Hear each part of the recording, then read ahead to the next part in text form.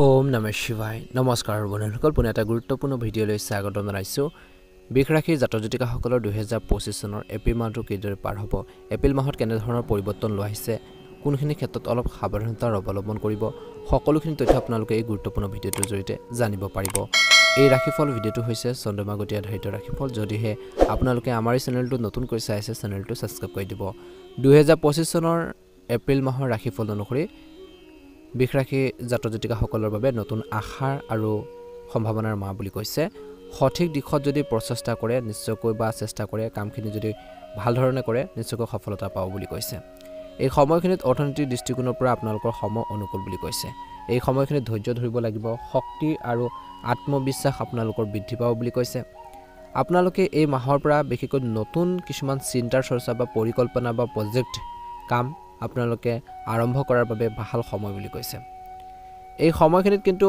খৰচ হঠাতে আপোনালোকৰ বৃদ্ধি পাব পাৰে এই মাহত গতিকে বাজেটত আপোনালোকে গুৰুত্ব দিব লাগিব নিজৰ টকা পইচাৰ বিপথে পৰিচালিত হ'ব পাৰে গতিকে অলপ ধ্যান দিব লাগিব হঠাৎ আৰ্থিক লাভৰ সম্ভাৱনাও দেখা পোৱা গৈছে পুৰণি বিনিয়োগৰ পৰা লাভৱান হ'ব পাৰে আবদ্ধ হৈ থকা টকা পইচা লাভ কৰিব পাৰে আপোনালোকৰ কাম আৰু কথাত মানুহ আপ্লুত হ'ব এই মাহত বিশেষকৈ আপোনালোকে ধ্যান ৰাখিব লাগিব বিতৰ্কৰ পৰা আঁতৰি থাকক তৰ্কৰ পেচালৰ পৰা হাই কাৰ্যৰ পৰা তেনে ধৰণৰ পৰিস্থিতিৰ পৰা যিমান পাৰে আঁতৰি থাকিবলৈ পৰামৰ্শ দিয়া হৈছে আৰু সৰু সৰু বিষয়বোৰক বিশেষকৈ ডাঙৰ নকৰিব আবেগিকভাৱে সুস্থিৰ হওক বুলি কৈছে সম্পৰ্কবোৰ উন্নত কৰাৰ বাবে চেষ্টা কৰিব লাগিব কেৰিয়াৰৰ দৃষ্টিকোণৰ পৰা এই মাহটো আপোনালোকৰ বাবে অতি শুভ দেখা পোৱা গৈছে আধৰুৱা কামখিনি পূৰণ হ'ব এই সময়খিনিত কেৰিয়াৰত আগবাঢ়ি যোৱাৰ আপোনালোকৰ সুযোগ থাকিব বুলি কৈছে খৰখেদাকৈ আপোনালোকে এই মাহত সিদ্ধান্ত ল'ব নালাগে আমদানি ৰপ্তানি বা বিপণনৰ সৈতে জড়িত ব্যৱসায়ত অগ্ৰগতি পথ মুকলি হ'ব বুলি কৈছে আপুনি এজন গুৰুত্বপূৰ্ণ ব্যক্তিৰ পৰা সমৰ্থন পাব ধৈৰ্য আৰু বুজাবুজিৰে কাম কৰক বুলি কৈছে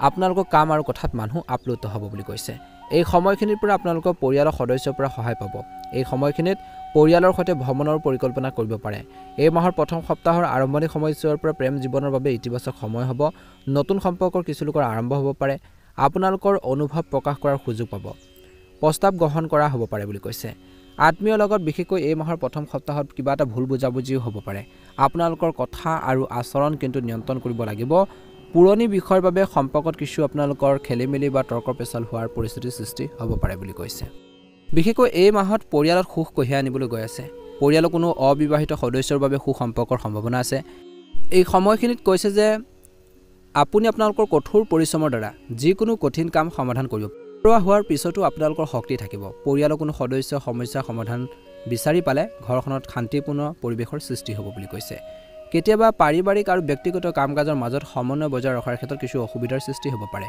আৰ্থিক দৃষ্টিকোণৰ পৰা সময় স্বাভাৱিক হ'ব গতিকে বুদ্ধিমান ৰূপে খৰচ কৰক আৰু কোনো আঁচনিত ধন বিনিয়োগ নকৰিব তৎক্ষণাত আৰু অলপ ধ্যান ৰাখক কেতিয়াবা এনে লাগিব যে ভাগ্য আপোনালোকৰ পক্ষত নাই অৱশ্যে আপোনালোকে সেইটো ভুল ভাবিব অৱশ্যে এয়া কেৱল আপোনালোকৰ ভ্ৰমো হ'ব পাৰে সময়ৰ লগে লগে কথাবোৰ ঠিক হৈ যাব গতিকে নিজৰ কৰ্মৰ প্ৰতি নিজৰ কামৰ প্ৰতি গুৰুত্ব বজাই ৰাখক বুলি কৈছে কেৱল ব্যৱসায়ত বৰ্তমান কাম-কাজৰ ওপৰত গুৰুত্ব দি ৰাখক বুলি কৈছে এই মাহত যিকোনো আঁচনিত বিনিয়োগ কৰাৰ আগতে আপোনালোকৰ গৱেষণা ভালদৰে কৰক লগতে যিকোনো গুৰুত্বপূৰ্ণ সিদ্ধান্ত লোৱাৰ আগতে অভিজ্ঞ ব্যৱসায়ীসকলৰ সৈতে নিশ্চয়কৈ পৰামৰ্শ লওক বুলি কৈছে আমদানি ৰপ্তানিৰ ব্যৱসায়ত কিছু উন্নতৰ কৃতিত্ব লাভ কৰিব বুলি কৈছে এই সময়খিনিত নিয়োজিত লোকসকলে নিজৰ কামৰ প্ৰতি নিষ্ঠাৱান হৈ থাকিলে কিছু কৃতিত্ব পোৱাৰ সম্ভাৱনা আছে কোনোবা ঘৰুৱা সমস্যাৰ সন্দৰ্ভত এই মাহৰ মধ্যভাগত স্বামী স্ত্ৰীৰ মাজত মতাদৰ্শত পাৰ্থক্য থাকিব পাৰে কোনো বাহিৰৰ মানুহক আপোনালোকৰ পৰিয়াল ব্যৱস্থাত হস্তক্ষেপ কৰিবলৈ নিদিব প্ৰেমৰ সম্পৰ্কত নিজৰ সংগীৰ প্ৰতি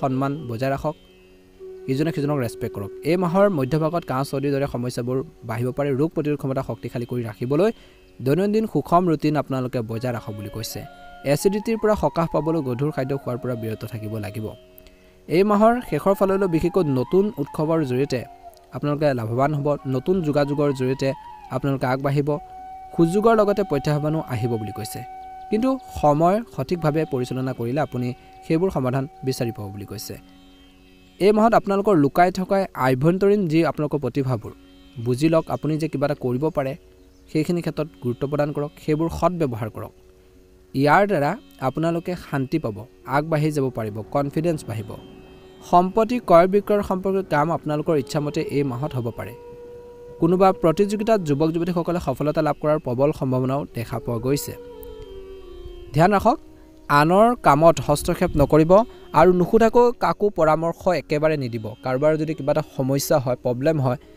একো আপোনালোকে তৎক্ষণাত পৰামৰ্শটো নিদিব। পৰিয়ালৰ কোনো জ্যেষ্ঠ সদস্যৰ সংগত কিছু সময় কটাওক। ইয়াৰ দ্বাৰা ভাগ্য তথ্য পোৱা যাব। ছাত্ৰ ছাত্ৰীসকলে পঢ়া শুনাৰ প্ৰতি সজাগ হ'ব লাগে বুলি কৈছে। পঢ়া শুনাৰ প্ৰতি এক্টিভ হ'ব লাগে। ভাল এটা খবৰো লাভ কৰিব পাৰে কিছু ছাত্ৰ ছাত্ৰীয়ে।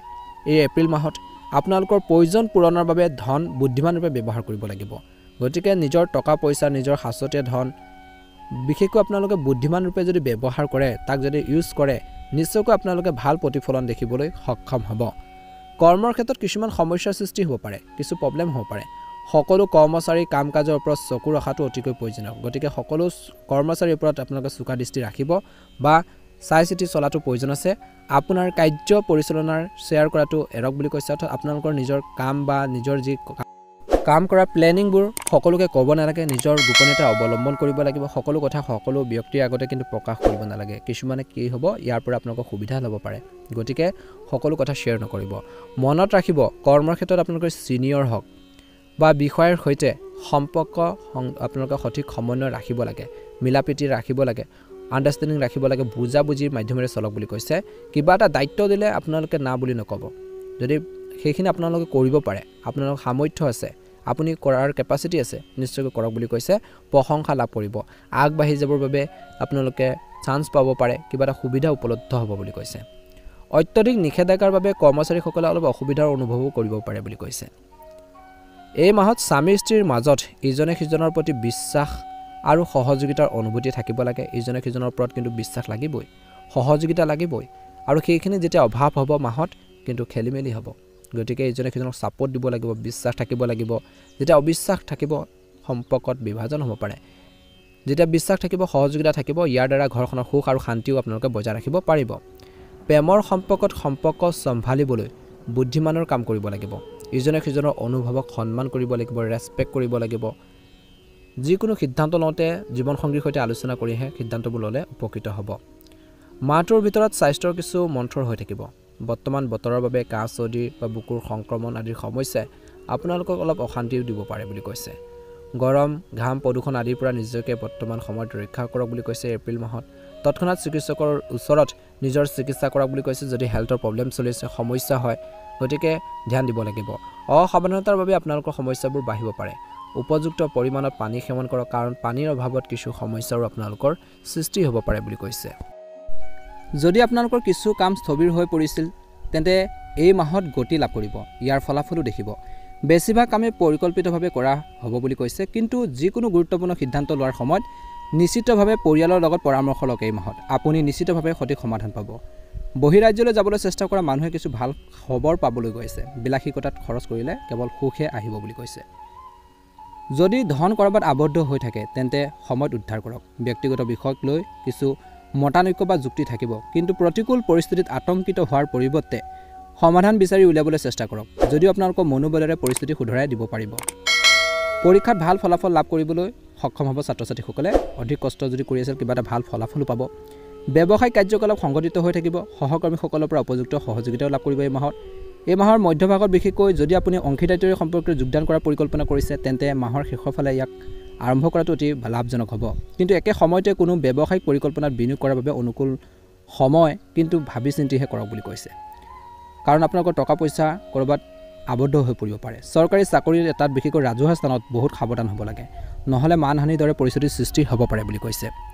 পাৰিবাৰিক বিষয়ত আপুনি উপযুক্ত অৱদান আগবঢ়াব আৰু ঘৰত শান্তি আৰু সুখ থাকিব। প্ৰেমৰ সম্পৰ্কত ঘনিষ্ঠতা বাঢ়িব। অতি সোনকালে বিবাহৰ সুযোগো কিছু লোকৰ আহিব বুলি কৈছে। এই মাহত অত্যধিক পৰিশ্ৰম আৰু ব্যস্ততাৰ বাবে স্বাস্থ্যক একেবাৰে আওকাণ নকৰিব। কাহ চৰ্দি জ্বৰ আদি সমস্যা হ'ব পাৰে, যাৰ মূল কাৰণ হৈছে বতৰৰ বাবে আৰু আপোনালোকৰ অসাৱধানতাৰ। দৈনন্দিন কাম কাজ সংগঠিত কৰি ৰাখক। নিজকে সুস্থ কৰি ৰখাৰ বাবে চেষ্টা কৰক। আনৰ সিদ্ধান্তক তৎক্ষণাত আপোনালোকে বিশেষকৈ কাৰ্যকৰী নকৰিব। নিজৰ বিচাৰ বিবেচনা আপোনালোকে লওক। আনৰ পৰামৰ্শ শুনোতে কিন্তু এই মাহত বহুত বেছি সাৱধান হওক বুলি কৈছে। সকলো ব্যক্তিয়ে বিশেষ আপোনালোকক ভাল পৰামৰ্শ নিদিব পাৰে। গতিকে সকলোকে বিশ্বাস কৰিলে সমস্যা হ'ব পাৰে। প্ৰেম জীৱনৰ মধ্যমেই দেখা পোৱা গৈছে, কিন্তু ইজনে সিজনৰ অনুভৱক সন্মান কৰিব লাগিব। এই মাহত কিন্তু পিতৃ বা মাতৃৰ স্বাস্থ্যক লৈ চিন্তা হ'ব পাৰে। নিজৰ হেল্থৰ প্ৰতি কিন্তু কেয়াৰফুল হওক বুলি কৈছে। আপোনালোকৰ সকলোৰে এপ্ৰিল মাহটো সুন্দৰভাৱে পাৰ হওক, মনৰ ইচ্ছাবোৰ পূৰণ হওক। যদি নতুনকৈ চাইছে আমাৰ চেনেলটো ছাবস্ক্ৰাইব কৰি দিব আৰু যিখিনি কথা বতৰা ক'লোঁ সেইখিনি ক্ষেত্ৰত কিছু আপোনালোকে গুৰুত্ব দিব, নিশ্চয়কৈ শুভ ফল পাব। আপোনালোকৰ মনৰ ইচ্ছাবোৰ পূৰণ হওক। মহাদেৱৰ কৃপাত, মা লক্ষ্মীৰ কৃপাত আপোনালোকৰ সকলোৰে এই এপ্ৰিল মাহটো সুন্দৰভাৱে পাৰ হওক তাৰে কামনা কৰিছোঁ। ওম নমঃ শিৱায়, ওম নমঃ শিৱায়। জয় মা লক্ষ্মী, জয় শনিদেৱ।